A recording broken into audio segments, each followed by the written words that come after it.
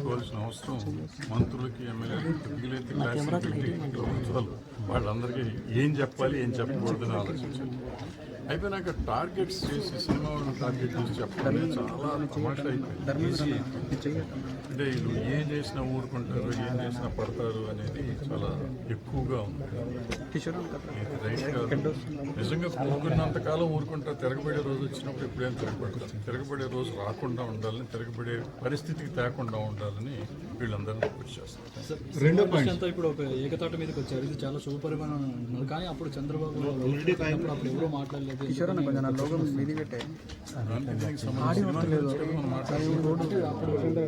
గురించి కదా మనం సినిమా గురించి మాట్లాడుతుంటే మన ముఖ్యమంత్రి అంటారు, చంద్రబాబు అంటారు, తెలుగుదేశం ఇవన్నీ కాదు. మనం రాజకీయాల్లోకి వెళ్ళిపోతున్నాం. మనం ఇక్కడ ఉన్నాం కదా. మనం సినిమా ఇండస్ట్రీ గురించి మాట్లాడుతున్నాం. సినిమా ఇండస్ట్రీలో ఓ హీరోయిన్ ఒక హీరోల గురించి మాట్లాడుతున్నారు కాబట్టి మాట్లాడాం. అది మాట్లాడినప్పుడు వేరేగా మాట్లాడడం, అప్పుడు మాట్లాడినప్పుడు జానీ మాస్టర్ వైఫ్ ఒకటి కంప్లైంట్ చేశారు కమిటీకి, అంటే తన పర్సనల్గా ఒక కంప్లైంట్ ఇవ్వడం జరిగింది. దాని మీద ఏంటి సార్ ఇప్పుడు ఏం జరుగుతుంది?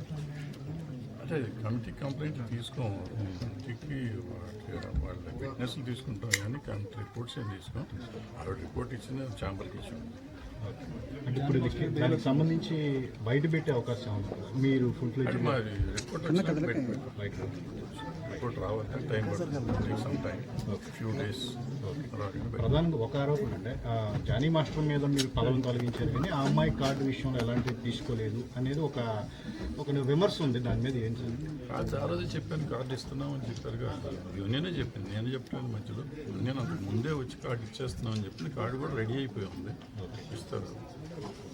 మిగిలిన సాల్వ్ అయినాక ఎవరు శిక్ష పడాలి, ఈ అమ్మాయికి ఆ అబ్బాయికి అనేది తెలియదు మనకి. ఇంకా అంటే ఇంతకుముందు చాలా జరిగాయి కదా ఇటువంటి. శ్రీరెడ్డి బట్టలపై అక్కడ కూర్చున్నప్పుడు కూడా మీ కమిటీ కూర్చోలేదు. జానీ మాస్టర్ విషయంలో ఎలా కూర్చున్నారు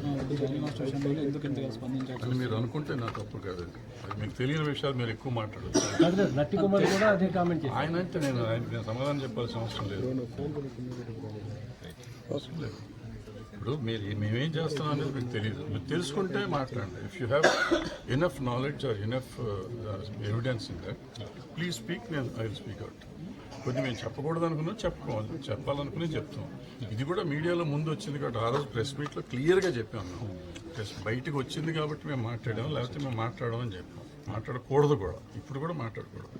సో అంతే తప్ప మీరు చేయలేదు, ఏం చేయలేదా, ఈ చేయలేదు అంటారనే ఆ రోజు ప్రెస్ మీట్ పెట్టాల్సి వచ్చింది. ఆల్రెడీ మేము చేస్తున్నాం బాబు అని చెప్తానికి.